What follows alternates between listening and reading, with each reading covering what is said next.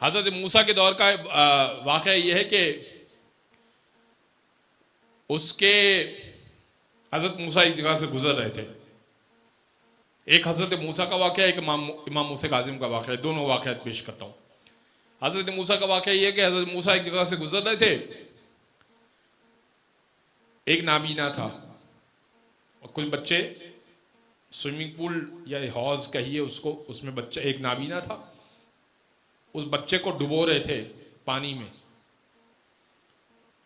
ایک نابینا بچے کو، باقی سارے بینا بچے، آنکھ والے بچے اس کو ڈبو رہے تھے. حضرت موسیٰ کلیم اللہ تھے، کہنے لگے پالنے والے تو نے اس بچے کو آنکھ نہیں دی، آنکھ دے دے. اللہ نے کہا میں نے اس کی آنکھ نہیں لکھی نا، ایک حکمت ہے. کہا پالنے والے میں کہہ رہا ہوں آنکھ دے دے. اس کی آنکھ روشنی آ گئی.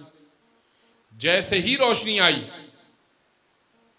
اس نے 4-5 بچوں کو جیسے ہی دیکھا سب کو ڈبو کے مار دیا،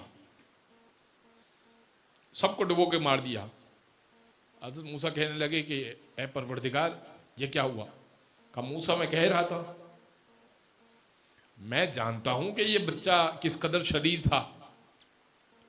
کہا پالنے والے تو آنکھ اس کی واپس لے لے.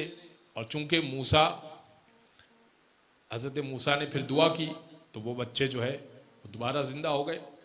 کہا موسیٰ حکمتیں ہمارے پاس صادر ہوتی ہیں، ہمیں معلوم ہوتا ہے کہ کس کی تقدیر میں کیا چیز لکھنی ہے اور کس کی تقدیر میں کیا چیز نہیں لکھنی.